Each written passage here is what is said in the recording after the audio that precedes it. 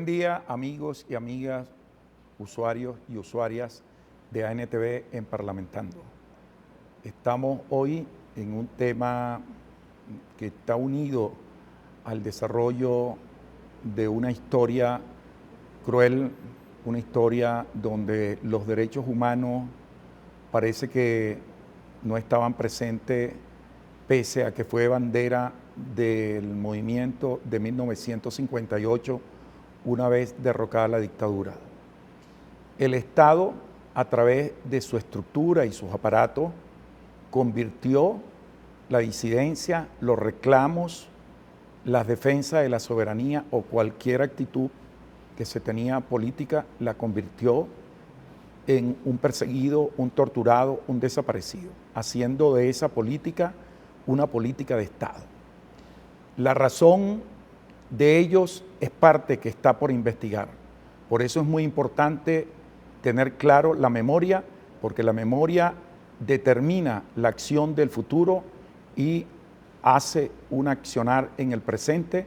Y para ellos en el día de hoy hemos invitado para hablar de una ley que se ha aprobado en primera discusión, que es la ley de los delitos de tortura, desaparición y demás violaciones de los derechos humanos por razones políticas en el periodo 58-98, que incluye la reparación y la indemnización. Y está en ese lapso porque tiene que ver en el momento en que el Estado es quien asume algo que se llama el democidio, es decir, la desaparición y la muerte de las personas, y por eso tiene que tener un lapso, o sea, por eso tiene que tener un tiempo. Pero, sin embargo, esta es una ley que va a quedar para efectos de lo que va a ser el futuro. En este sentido, hemos invitado a dos personas vinculadas con los familiares, con esa lucha. La primera de ellas, una mujer a quien conozco siempre en la lucha, que es Lidy Cesnava. Lidy Cesnava, una luchadora social y política, esposa de un amigo que desapareció, fue luchador también revolucionario en Venezuela, y cuando los espacios se hicieron difíciles, se fue a El Salvador, al lado del Frente Farabundo Martí, y allá, bueno, quedó enterrado, quedó sembrado para siempre en esa lucha, junto con su hijo Julio César Guzmán Nava y Julio César Guzmán padre. Por eso tenemos hoy a Lice, que además ha estado como luchadora, compartió con el Frente Antonio José de Sucre, que estaba en Oriente, en la zona de Tumiriquiri, y además también tenemos a José Luis Alcalá. José Luis Alcalá es un analista y conductor productor de un programa en Radio Nacional, es nieto de Fabricio Ojeda, es una persona también joven, comprometida, luchando, y ha tomado los ejemplos de su abuelo para seguir la gesta, como lo hemos tomado nosotros de nuestros libertadores, para tomar la vez ante las inconsecuencias de los demás. Bienvenidos. Gracias. ¿Qué nos pueden decir ustedes de la trascendencia e importancia de esta ley? Una ley que tiene 22 artículos y que tiene una disposición final. Sí. Lidis. Bueno, efectivamente esta ley, una ley para sancionar los delitos, torturas, desapariciones y demás violaciones a los derechos humanos por razones políticas en el periodo 1958-1998 y reparación e indemnización a las víctimas. Y que, como tú dices, tiene pocos artículos, pero aunque no queda expresado en el nombre de la ley, contiene además unos artículos referidos a la memoria histórica, ¿no? Porque efectivamente quien no conoce la historia o repite partes de esa historia vivida, o bien no sabe de dónde viene. Y nosotros necesitamos saber las generaciones, las nuevas generaciones, y las nuevas generaciones de revolucionarios y revolucionarias tienen que saber de qué historia venimos. Una historia una parte de la historia que fue ocultada, ¿no? Que ha sido ocultada y que precisamente ha hecho creer que aquí vivimos una democracia entre el 58 y el 98, cuando precisamente fue todo lo contrario. Y por eso es que ha sido ocultada, ¿no? Tanto a nivel del mundo como a nivel nacional, ¿no? Se cree que aquí que Rómulo Betancourt fue el padre de la democracia en Venezuela, ¿no? Se cree que Raúl Leoni fue un santo, cuando precisamente con Raúl Leoni se inauguró en Latinoamérica la desaparición forzada, ¿no? Es decir, fue con Raúl Leoni, fue el primero que en Latinoamérica desapareció personas, como fue el caso que intentaron desaparecer de Alberto Lovera, ¿no? Y otros casos más, ¿no? Pero yo quiero hacer referencia además que en la discusión, en la primera discusión que se dio de esta ley, donde ya fue aprobada en esa primera discusión, algunos pedían que había que ampliar el periodo, ¿no? Algunos lo remontaban y efectivamente desde que llegaron los españoles aquí comenzaron a haber torturas, ¿no? Desapariciones, etcétera. Eso es cierto, ¿no? Igualmente durante la dictadura, bueno, las dictaduras se caracterizan también por el uso del Estado, ¿no? Contra un sector mayoritario de la población, ¿no?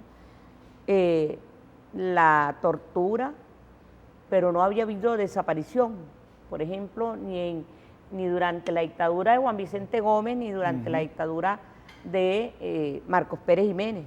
Pero bueno, se caracterizan por eso.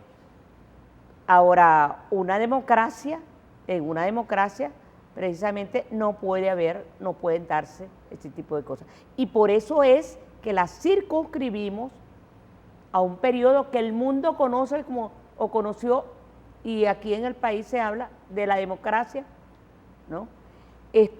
Cuando sucedieron esos hechos, donde más de 3.000 personas fueron asesinadas, muchos de ellos desaparecidos, no conocemos, por ejemplo, dónde están los restos de un hermano del actual presidente de la Asamblea Nacional, sí, ¿no? De Fernando Torroa, pero tampoco conocemos dónde están los restos de Noel Rodríguez y otra lista larga, dónde están los restos de Luis Hernández, ¿no?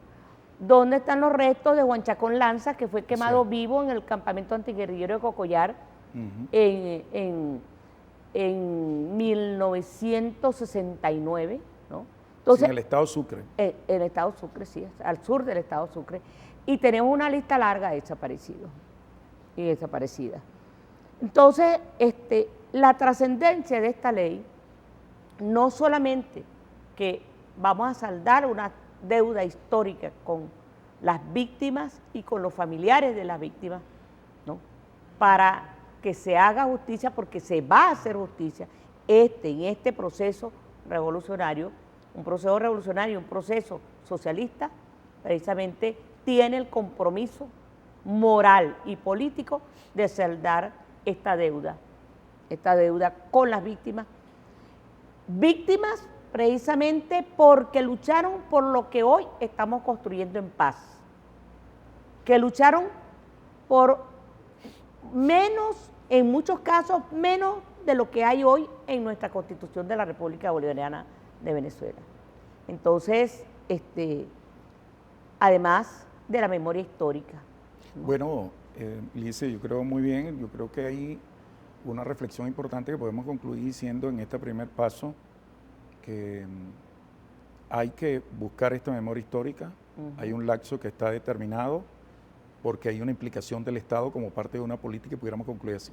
Pero vamos a seguir hablando con José Luis Alcalá y Lidia Cesnava en nuestro próximo segmento en relación a una ley que tiene que ver contra el olvido y para rescatar la memoria de actos de tortura y represión que ocurrieron en Venezuela. Ya volvemos.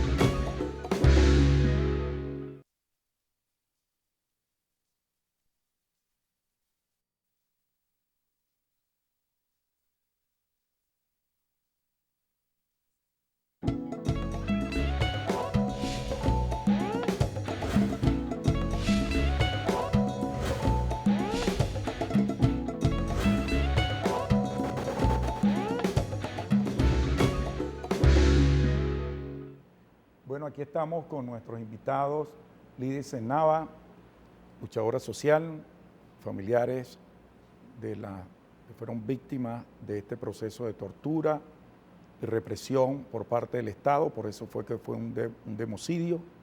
Y además con José Luis Alcalá, que es un productor de radio, pero un luchador social, nieto de Fabricio Ojeda. Y los hemos invitado a ellos a hablar de la ley que tiene que ver contra el olvido y la impunidad.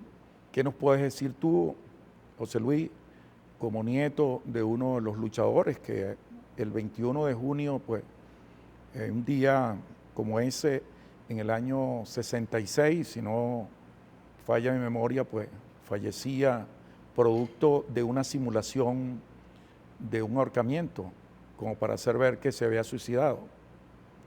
Sí, exacto. Pues creo que podríamos empezar, ¿no? Tomándote una de las cosas que tú estuviste hablando en la introducción, que es sobre la cuestión de la investigación que se apertura o que se debe aperturar con esta ley, y que ya es algo que se está comenzando a hacer, ¿no? Desde la Fiscalía General de la República, ya la doctora Luisa Ortega Díaz ha emprendido un proceso de apertura de todas estas investigaciones, que bueno, que obviamente han quedado impunes desde que se cometieron todos estos viles actos contra luchadores que emprendieron un camino por una idea política, y que no solamente por eso, sino también por en contra o en rechazo, o como única vía que quedaba ya para repeler una acción contra un pueblo, una política de Estado represora, que ya en muchos casos ya no queda otra opción, otro camino, otra salida, sino bueno, tomar las armas, ¿no? Porque la represión brutal contra personas que simplemente pensaban o manifestaban sus ideas políticas, pues eso simplemente era un hecho para la represión, ¿no?, del Estado. Y muchas de estas personas pues se vieron obligados a tomar este camino. Entonces, bueno, esta investigación que se está comenzando a hacer, y que bueno, en cierta forma era una deuda que tenía este proceso revolucionario, porque lo tenemos que ver de diferentes maneras, ¿no? Porque es una deuda. Porque bueno, empezando por el tema histórico, ¿no? O sea, si no rescatamos esa parte de la historia, por lo menos muchos de los que estamos involucrados o vinculados con este tema de las luchas de los años 60, 70 y 80, pues como que a veces criticamos de alguna manera que se deje en el olvido de esta época cuando se hace el análisis histórico de dónde viene este proceso revolucionario que estamos viviendo actualmente. Porque desde el punto de vista